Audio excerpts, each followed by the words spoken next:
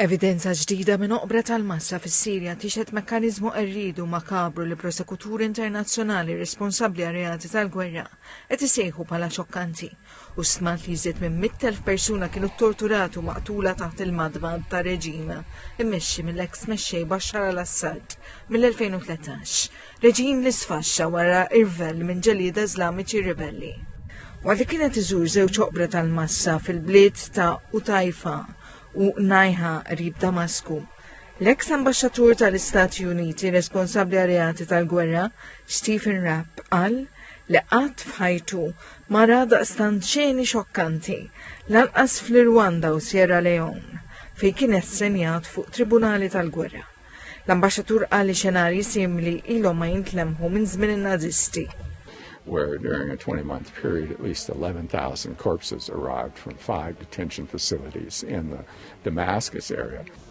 Residenti Sirjani li jgħixu qrib l-eks bażi militari li kienet tintuża bħala waħda mis-siti u ċimiterju biex jinħbew il-katavri, jiddeskrivew ruxmata ta' trakkijiet tal-friġis li kienu jitrasportaw il-katavri li kienu jintremew f'gandotti li tħaffru bil-bulldozers.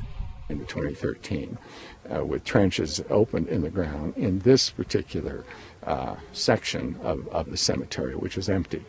And, when trenches were opened that would be quite deep, 5 meters or 15 feet, they would dump the bodies in there and then they would fill the trench even at such a depth that potentially this area could be used later for normal burials where the bodies would only be, say, 2 meters deep. Xbijat bis-satellita li kienu analizzati minn Reuters u rew li kien qed isir tħaffir fuq skala kbira li beda fis-sid bejn l-2012 u l-2014 u kompla sas-sena 2022.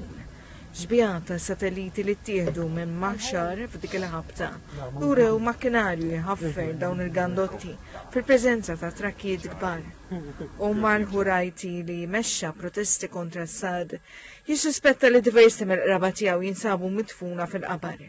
Jemmel uħud minnhom fosthom żewġ subienu li jedu u 4 taħwa il-koll irġiel kienu midfuna wara li huwa protesta kontra l-gvern ta' Assad. Qal li fajnejn ir-reġim ta' Assad dan kien dnub li kien jimmerita tortura u mewt. Għalli dawk responsabbli jridu jinżammu kontabli bi proċess ġudizzjarju trasparenti taħt għajnejn organizzazzjonijiet li jgawdu kredibilità. Inkella wissa li s-Sirjani ser jieħdu liġijiet f'idejhom.